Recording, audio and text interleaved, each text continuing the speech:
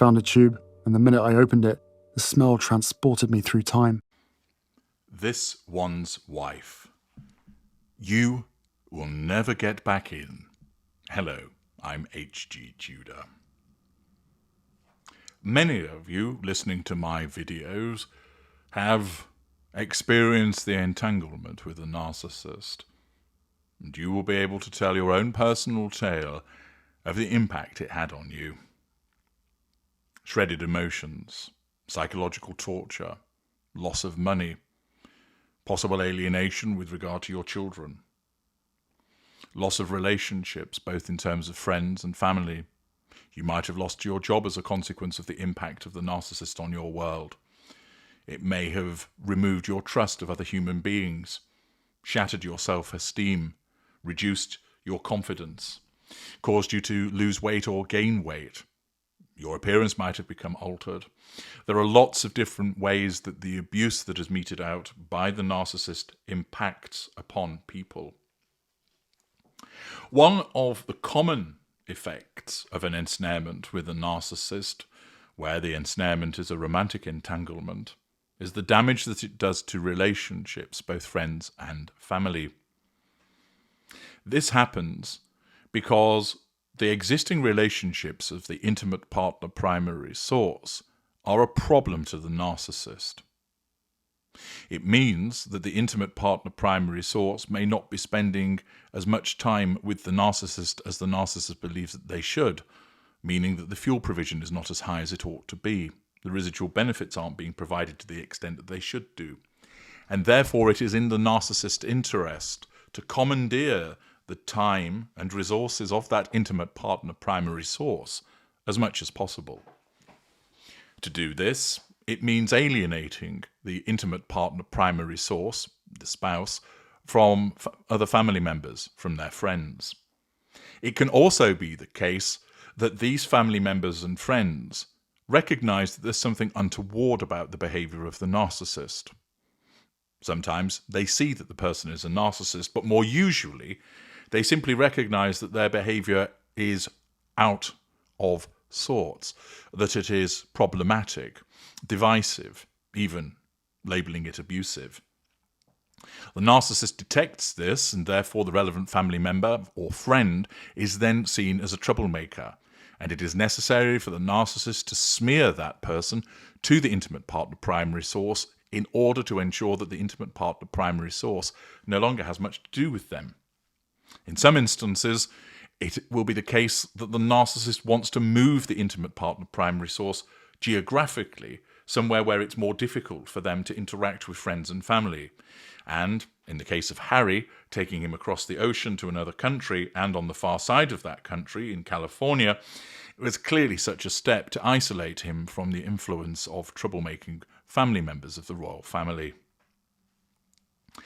Not only has Harry bought into the awful shared fantasy of this one's wife and thereafter made terrible decisions which has perpetuated the rift, it's also clear that one of the long-lasting legacies of his ensnarement with this one's wife is that the opportunity for getting back into the royal family and reconciliation with his father just won't happen.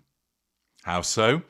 Well, a detailed analysis provided by Camilla Tominey in The Telegraph provides me with the foundation to explain to you not only how this means that Harry isn't going to get back into the royal family, but also shows the damaging impact that a narcissist can have not only upon the intimate partner primary source, but their relationship with their family. For Elizabeth II, it was the final straw in the Megxit saga, and it happened 4 years ago this week. The monarch, then 95, had successfully defended her family against the Duke and Duchess of Sussex's explosive Oprah Winfrey interview, with the pithy royal response that some recollections may vary. She had more than enough reason to be angry. As the couple accused, false accusation, smearing, two unnamed royals of being racist towards their as-yet unborn son, Archie, before a global audience of millions on March the 7th, 2021, Prince Philip was dying in hospital. Absence of emotional empathy. Philip died less than a month later, on April the 9th, aged 99. Astonishingly, though, it wasn't that extraordinary primetime salvo that ended any hope of a royal rapprochement between the Sussexes and the late Queen. The fatal blow came 3 months later, on June the 4th, when the Sussexes announced their newborn daughter would be named Lilibet, after her great-grandmother's childhood nickname. The couple celebrated the moment on Wednesday by releasing an eye-popping video of themselves twerking in their hospital delivery suite. Appropriation, lack of boundary recognition, triangulation, absence of emotional empathy. When the couple insisted that the late Queen was supportive of them using the name, the Queen did something she had rarely done before. Angered by the false assertion that she had given her blessing, lie, revision of history, she instructed the Buckingham Palace powers that be to make it clear that her permission had not, in fact, been sought. So when the US-based couple fired off a legal letter, attempt to assert control, to the BBC for an article reporting that the late Queen had not been properly consulted, the palace refused to back up their version of events. Lilibet, the pet name given to Her Majesty by her parents King George VI and the Queen Mother, and used only by them, her sister Princess Margaret, Prince Philip, and her closest confidants, was one of the only things the late Queen had to herself, and Harry and this one's wife had purloined it. Lack of boundary recognition, absence of emotional empathy. Not only did the legal threats against the BBC fail to materialise, empty threats from the narcissist, but the incident was conspicuous by its absence from the Duke's tell-all autobiography Spare, 4 months after Her Majesty's death. This week marks the 4th anniversary of that unedifying episode, and it remains an important reminder of just how difficult it will be for the royals to reconcile with a couple whose truth has often seemed to collide with royal reality. In other words, of course, we all know that the reality that this one's wife operates in is not the reality shared by other people. Talk of whether relations will ever be restored between the Sussexes and the Windsors is not just a media obsession. It remains a topic of intense discussion behind palace gates, where aides have been trying to map a way forward as the king continues to recover from cancer. In yet another interview recorded after he'd lost an appeal in court over his security last month, the Duke told the BBC that he wanted to heal family wounds. Some interpreted it as a dead cat strategy to distract from the fact he'd failed to persuade the judge that the Home Office should have maintained his taxpayer-funded royalty protection. He said, "There have been so many disagreements, differences between me and some of my family. The current situation that has been now ongoing for 5 years with regards to human life and safety is the sticking point. It is the only thing that's left. Of course, some members of my family will never forgive me for writing a book. Of course, they will never forgive me for lots of things. But you know, I would love reconciliation with my family. There's no point in continuing to fight anymore. As I said, life is precious. I don't know how much longer my father has. He won't speak to me." Silent treatment, which is being done, of course, as part of the nullification of the threat to control posed by Harry and Meghan, because of this security stuff, but it would be nice to reconcile. Coming just days after the king had given a poignant update on his illness, describing the experience as daunting and frightening, the Duke's outburst understandably caused huge upset. The palace had been very careful not to discuss the details of the king's condition, stressing only that his recovery continues in a very positive direction, as reflected with the very full national and international diary programme. It was an unhelpful intervention ahead of the King and Queen's very positively received trip to Canada, and some felt it set back efforts to reassure the public that he was faring well, so well, in fact, that very tentative planning had begun on his 80th birthday celebrations in 2028.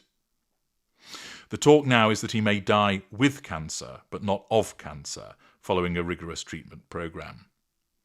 One concession to his health in advancing years that has been made, however, is that it appears unlikely he will ever move from Clarence House to Buckingham Palace after the restoration is completed in 3 years' time, although it will remain the household's office for the rest of his reign. Equally exploratory have been discussions about if or when father and son could ever be reunited, with some mooting that the next Invictus Games could provide an opportunity when it is held in Birmingham in 2027. Mindful of the Duke's recent televised olive branch, the old olive branch getting an airing again, the palace has even carried out discreet polling to find out how many people were aware of the BBC interview. Over 80% of Brits weren't. Yet there is an awareness that the impasse cannot continue forever, not least if it starts to reflect badly on the king. Facade management on his part. Serious concerns remain, however, about the intimate contents of any meeting ending up in the public domain. Breach of confidence, lack of boundary recognition by this one's wife, which is the main reason the king is no longer taking his youngest son's calls. The irony of the palace's predicament has not been lost on aides, who had grown used to the Duke regularly complaining about stories ending up in the press he claimed had been leaked by royal staff. Eyebrows were raised when the Sussex's spokesman briefed that they had not been invited to the King's 75th birthday celebrations in 2023, amid reports they had snubbed the event. Were there to be a public reconciliation at the Invictus Games, it is hoped it would also involve Prince Archie and Princess Lilibert, who will be 8 and 6 by then. The Duchess's presence remains a known unknown, with some questioning whether she will ever return to the UK for fear of a hostile reception from the public. She won't unless there is an overriding reason that outweighs the threat to control. Otherwise, she isn't going to return because it serves no purpose for her, and similarly, the fact that she's likely to meet with a hostile reception from the public, from the press, and even probably members of the royal family means that her attending is highly unlikely. The couple were booed on arrival at St Paul's Cathedral in London for a ceremony marking the Jubilee 3 years ago, and a great deal more has been said and done since then. The Prince of Wales's involvement remains unlikely after the Duke revealed the gory details of a brotherly brawl over a dog bowl and accused his sister-in-law of questioning what the Sussex's firstborn might look like, along with the King. Although the Duke didn't name them in spare, they were outed in Endgame, False Accusations, a book by the Sussex's hagiographer, Omid Scobie. Although the heir to the throne is no longer as angry as he was, those who know him best believe there is no way back, and Harry will not be let back in. The prevailing attitude is to let sleeping dogs lie.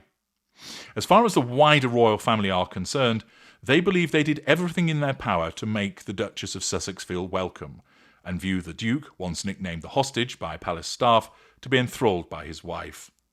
Some had questioned whether the marriage would go the distance, but are now resigned to the fact that the Duke will never return to Britain, now his children are being brought up in America. Accordingly, as a consequence of his own behaviour, driven by his involvement with the narcissist, one huge consequence of his ensnarement is the not only damaging of his relationships with his father, his stepmother, his brother, his sister-in-law, and extended members of the royal family, but it is clear that there is little in the way of appetite for him ever to be admitted once again to the royal family. For Harry, should it end in the fact that he's disengaged by his narcissist wife, this leaves him with a very difficult position as to where he would go to. But it demonstrates once again the repercussions that arise from ensnarement, that in Harry's case it is that he's never going to find a way back in to the royal family. I'm H.G. Tudor. Thank you for listening.